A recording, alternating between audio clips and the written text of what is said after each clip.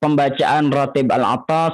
Ya, mudah-mudahan dengan fadilah bacaan ayat-ayat suci Al-Quran, bacaan zikir yang kita baca, Allah senantiasa ya memudahkan segala urusan kita, dan Allah Subhanahu wa taala ya tetapkan iman dan Islam kita, serta Allah Subhanahu wa taala jauhkan kita dan keluarga kita dari segala macam mara bahaya. Amin amin ya rabbal alamin. Hadirin yang dirahmati Allah Subhanahu wa taala, hari ini kita akan membahas tentang keistimewaan la ilaha illallah.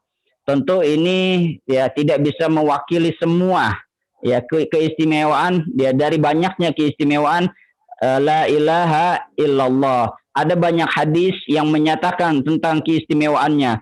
Tetapi kali ini dalam waktu yang singkat ini, insya Allah kita membahas beberapa ya fadilah ya atau keistimewaan la ilaha illallah. Bismillahirrahmanirrahim. Allahumma salli wa sallim ala sayyidina Muhammadin al-fatih lima ughliq wal khatimi lima sabaq nasirul haqqi bil haqqi wal hadi ila siratikal mustaqim wa ala alihi haqqa qadrihi wa miqdarihi al-azim. Subhanaka la ilma lana illa ma 'allamtana innaka antal alimul hakim. Rabbi shrah li sadri wa yassir li amri wahlul 'uqdatam min lisani yafqahu qawli bi rahmatika ya arhamar rahimin. Bapak Ibu ya, para penghuni Wisma Atlet yang dirahmati Allah Subhanahu wa taala. Barusan ya di antara rangkaian zikir yang kita baca ada bacaan la ilaha illallah.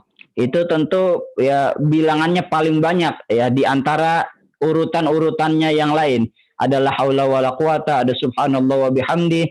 Ya tentu yang paling banyak ini adalah zikir la ilaha illallah. Kenapa demikian? Tentu ya para ulama mengetahui asrarnya, mengetahui keutamaan, ya keistimewaan, misteri di balik la ilaha illallah. Ya, yang sering kita dengar mungkin diantaranya ketika tahlil, kita tahu afdalu dzikri fa'lam annahu la ilaha illallah.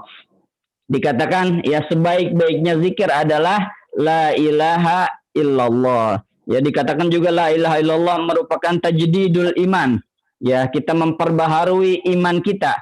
Sebab kalimat tauhid adalah seutamanya zikir. Karena tiada zikir yang lebih utama kecuali kita mengesahkan Allah Subhanahu wa ta'ala. La ilaha illallah artinya kita menafikan segala makhluk. La ilaha illallah artinya kita mengakui bahwasanya ya tiada ilah, tiada Tuhan, tiada sesuatu yang bisa memberikan rezeki, tiada sesuatu yang bisa ya menguasai ya hal ini, tiada sesuatu yang bisa ya memberikan kekuatan di dunia ini, memberikan apapun di dunia ini ya, dan di akhirat kelak illallah, kecuali Allah Subhanahu wa taala. Jadi kalau kita mau bahas tafsirnya tuh la ilaha illallah itu ya banyak penjelasannya. La ma'budu illallah, la razaqa illallah, tidak ada yang memberikan, itu banyak. Tetapi hari ini dalam waktu yang singkat ini insyaallah kita membahas beberapa poin, yaitu tentang keistimewaan la ilaha illallah. Ini Bapak Ibu ya, kemarin menyambung yang kemarin ya, diantaranya ya min husnil islamil mar'i tarkuhu ma la ya'nihi ya. Di antara kebaikan keislaman seseorang adalah dia meninggalkan hal yang tidak bermanfaat, yang tidak berguna bagi dirinya. Kemarin dikatakan oleh Abu Darda, ya salah satu ciri kebodohan adalah banyak omong tetapi omongannya itu tidak bermanfaat. Daripada omong yang tidak bermanfaat, lebih baik kita hiasi mulut kita ya dengan zikir kepada Allah Subhanahu wa taala. Ya, di antaranya adalah sebaik-baiknya zikir adalah afdhalul dzikri annahu la ilaha illallah. Dikatakan la ilaha illallah itu merupakan yang pertama keistimewaannya. Itu adalah kalimat yang paling dicintai oleh Rasulullah sallallahu alaihi wasallam.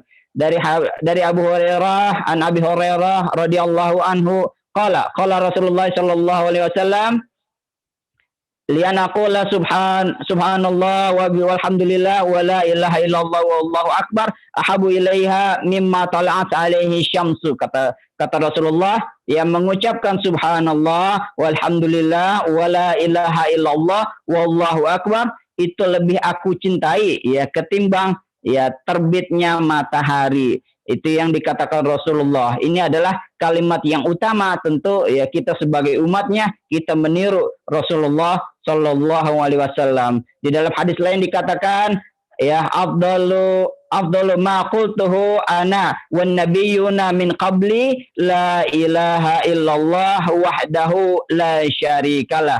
Kata Rasulullah ya lebih utama ya seutamanya yang paling utama ya perkataanku dan para nabi-nabi sebelumku apa la ilaha illallah wahdahu la syarikalah. Jadi ini bukan cuma perkataan Rasulullah tetapi juga perkataan para nabi sebelumnya.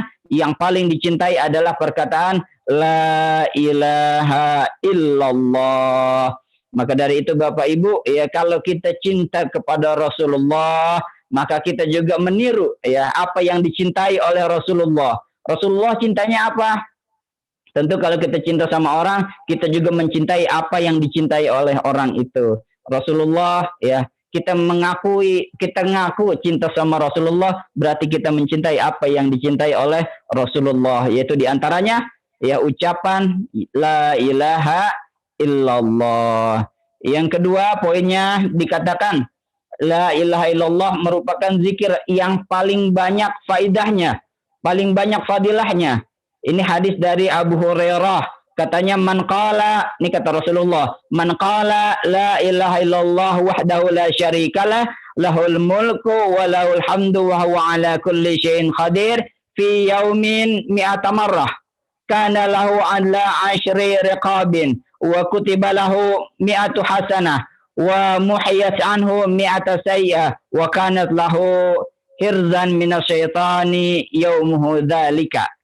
Apa artinya? Ya, kata Rasulullah, man qala, barang siapa yang mengatakan la ilaha illallah wahdahu la syarikalah lahul mulku wa lahul hamdu wa huwa ala kulli syai'in qadir. Barang siapa yang mengatakan demikian fi yaumin, di dalam satu harinya, berapa kali? Mi'ata marrah, 100 kali. Apa yang didapat? Kana lahu adla asyari riqabin. Konon dia mendapatkan pahala ya membebaskan 10 orang budak. Dan apalagi ya wa kutiba lahu mi'atu hasanah, dan dicatat olehnya kebaikan 100 pahala kebaikan.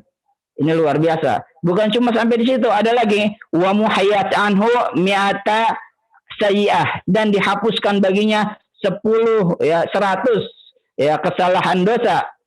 Bukan sampai di situ, ada lagi wa kanat lahu hirzan minasyaitani yaumuhu dzalika, dan kata Rasulullah ya Allah akan memberikan perlindungan bagi orang yang mengucapkan tersebut ya daripada kejahatan setan pada hari itu.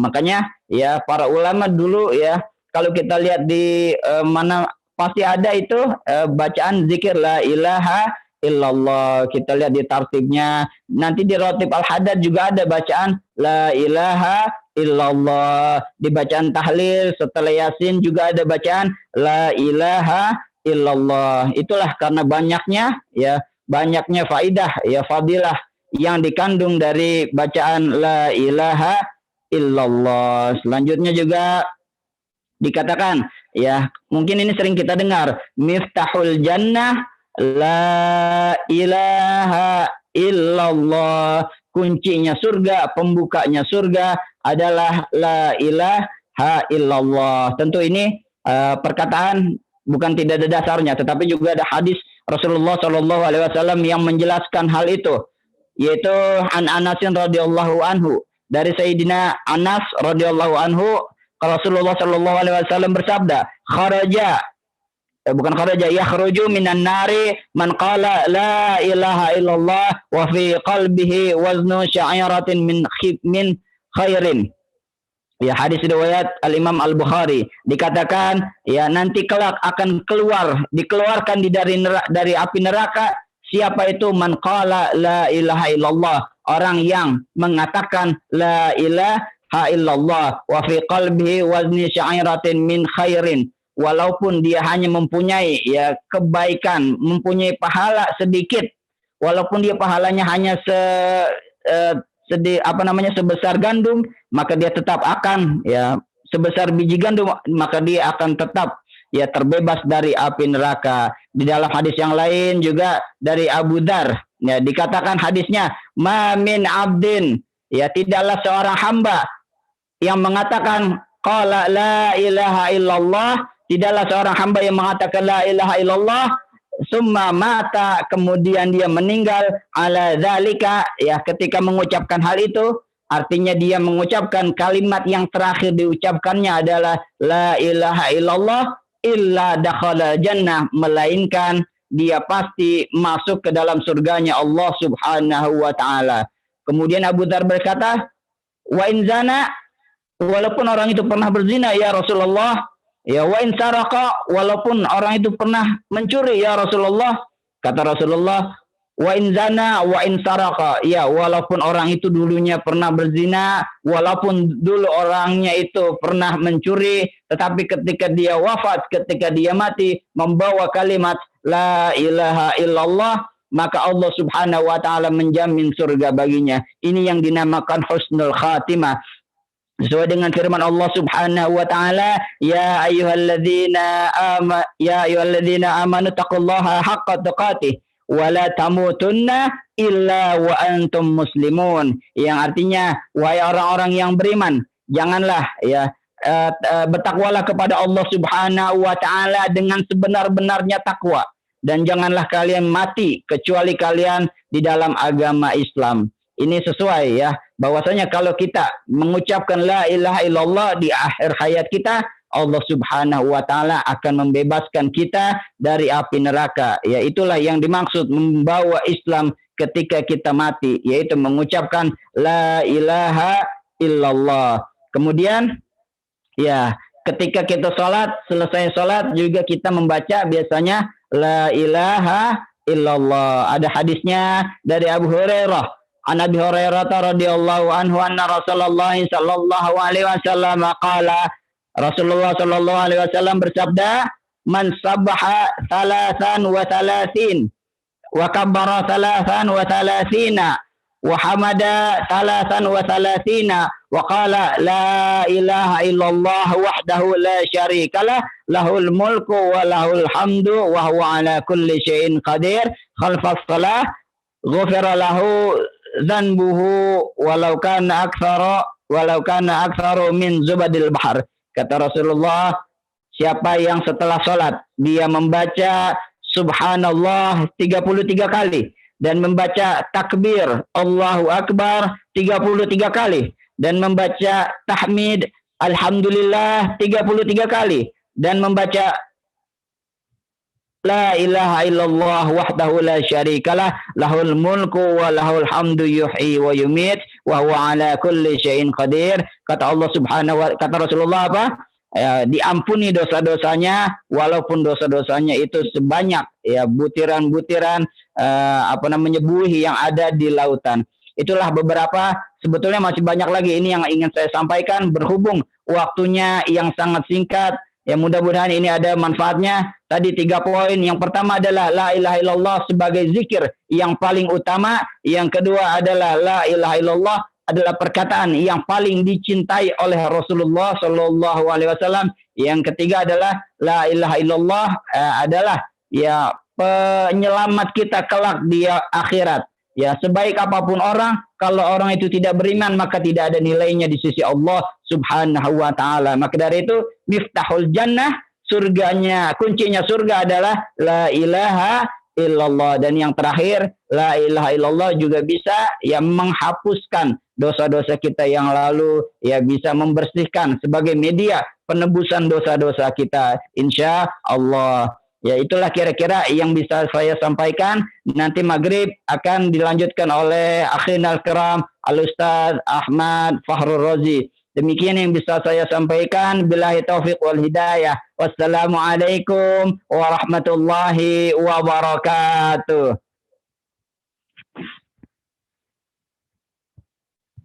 Waalaikumsalam warahmatullahi wabarakatuh.